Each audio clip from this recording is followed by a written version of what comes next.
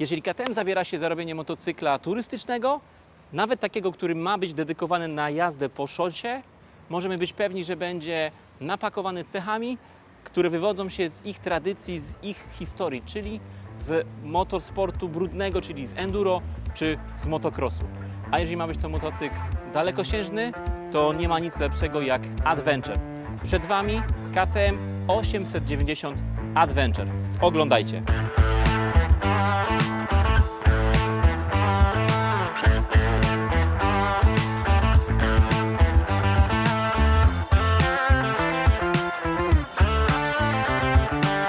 Siemanko, witamy na kanale Mototalks, ja mam na imię Andrzej. Jeżeli jesteście z nami pierwszy raz, zachęcamy do subskrypcji. Mamy tutaj mnóstwo materiałów ze świata motoryzacji i nie tylko. A jeżeli szukacie swojego wymarzonego motocykla, zachęcamy do zostawienia swoich danych w formularzu kontaktowym w opisie filmu. A dziś przed Wami Adventure z krwi i kości, czyli Adventure od austriackiego producenta KTM. Jeżeli KTM zabiera się za tworzenie motocykla w stylu Adventure, nawet tak jak wspomniałem na początku, jeżeli ma być dedykowany bardziej na szosę, tak jak w przypadku konkretnie tego modelu, to możemy być pewni, że tym motocyklem zjeżdżamy sobie z asfaltu i zestroje tej maszyny pozwala nam na wykorzystanie go na nieutwardzonych trasach, na szutrach.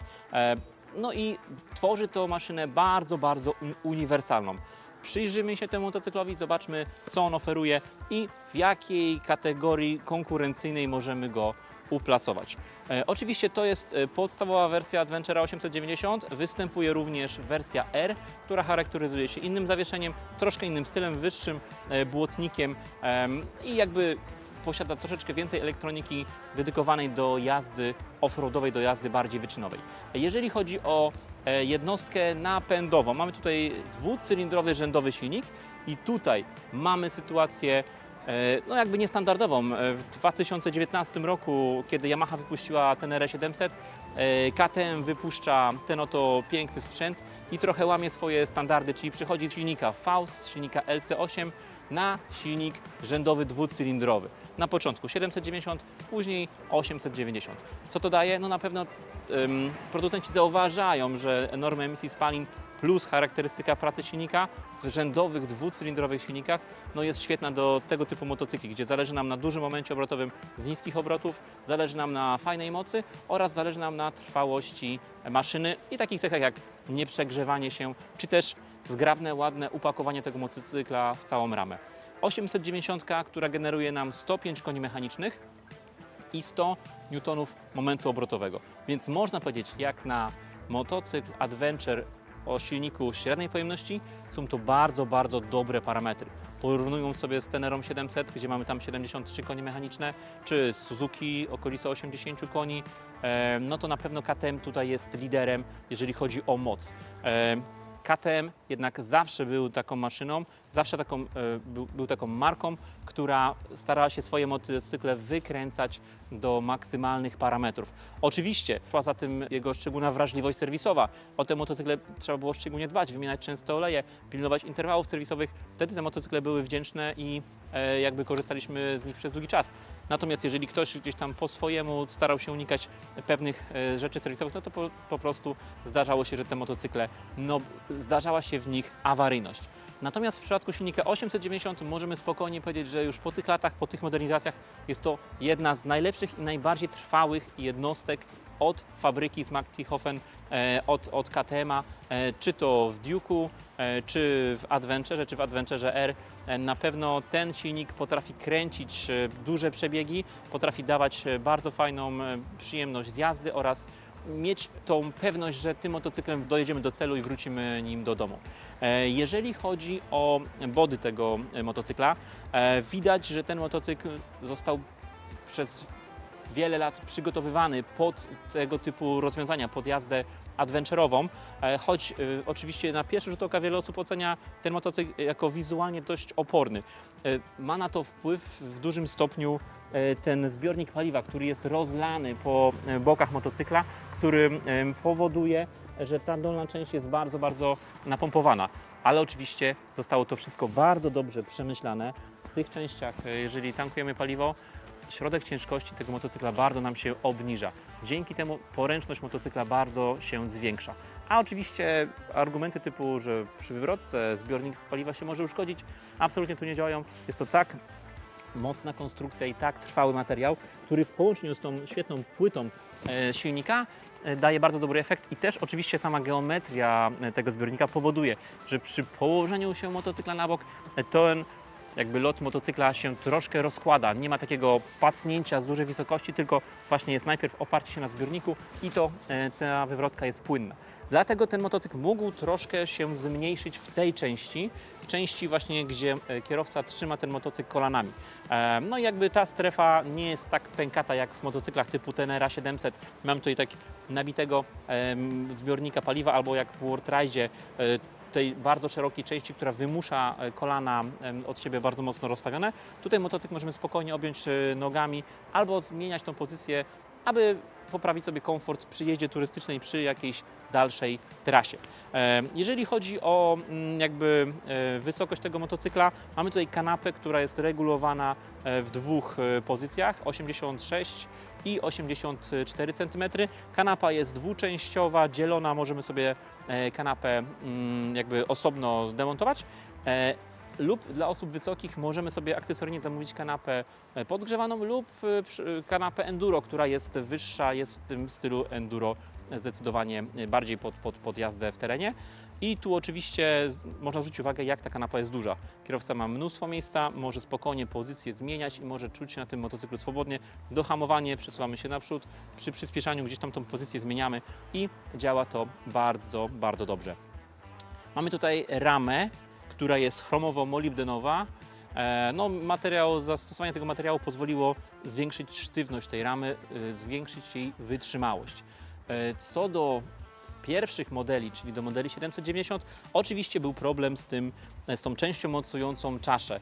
Nie była ona zbyt trwała i przy jakiejś wywrotce, która miała kontakt przodu z ziemią, powodowało to, że ta cała część pękała. W nowym modelu jest to poprawione, jest to na pewno zdecydowanie lepiej rozwiązane i dużo, dużo bardziej wytrzymałe, więc ten problem, można powiedzieć, został rozwiązany i w tym modelu 890 już jest to poprawione.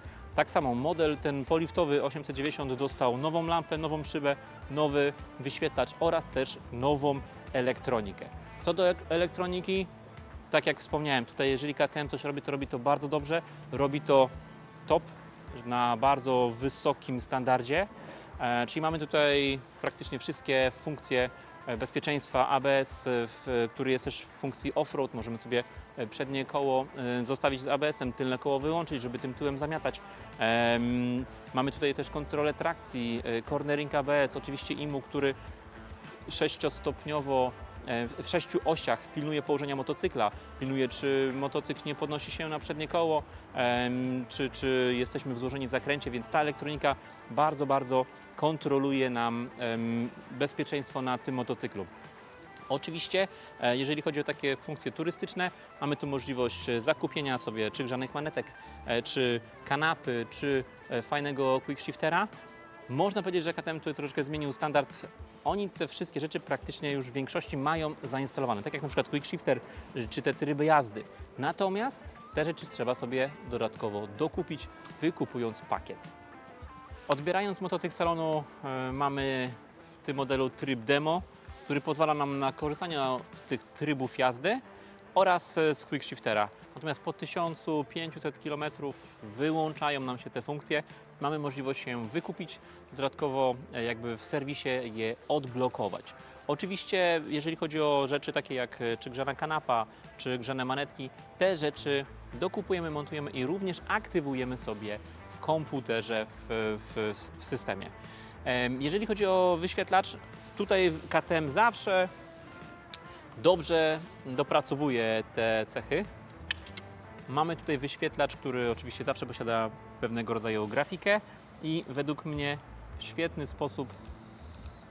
świetny sposób ma przedstawione menu. Jeżeli chodzi o tryby jazdy, możemy sobie zmieniać. Tutaj jest grafika, która nam podpowiada, na jaki styl ten tryb jazdy jest dedykowany. Jeżeli chodzi o kontrolę trakcji, włączona, wyłączona, kontrola slajdu oraz właśnie uślizgi na boki oraz kontrola przy przyspieszaniu. Quickshifter wyłączony, włączony, też jest to bardzo, bardzo intuicyjne. Tutaj oczywiście informacje o pojeździe, ciecz, ładowania akumulatora, zasięg i tutaj oczywiście wszystkie pozostałe rzeczy. Jeżeli zainstalujemy sobie aplikację KTM Connect, możemy sobie ustawić nawigację, która nam na wyświetlaczu pokazuje poszczególne zakręty, w którą stronę skręcić.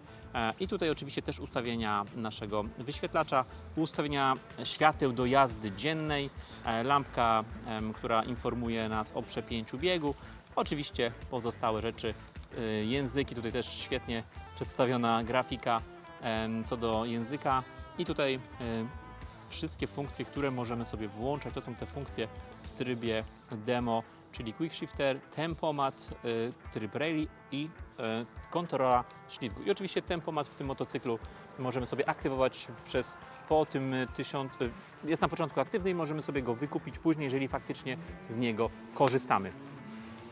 Jeżeli chodzi o zawieszenie tego motocykla, to oczywiście, tak jak wspomniałem na początku, KTM zawsze robi motocykle z bardzo, bardzo dobrym zawieszeniem. Tutaj mamy zawieszenie Apex, mamy skoki po 20 cm na przód i na tył i bardzo prostą i bardzo czytelną regulację tego zawieszenia. W jednej ladze mamy dobicie, w drugiej ladze mamy odbicie. Proste pokrętła, które pozwalają nam w prosty sposób zmieniać kompresję i rebound, więc tutaj plus minus nie jest to w jakiś sposób nie wymaga żadnych narzędzi, jest to prosta regulacja. Jeżeli chodzi o tylny amortyzator, tutaj mamy napięcie wstępne sprężyny centralnej, czyli czy motocykl będzie załadowany bagażem, czy jedziemy w dwie osoby, czy solo, oraz regulacja odbicia, czyli tą szybkość wyrzutu amortyzatora przez śrubkę regulacyjną, która znajduje się właśnie w tym miejscu.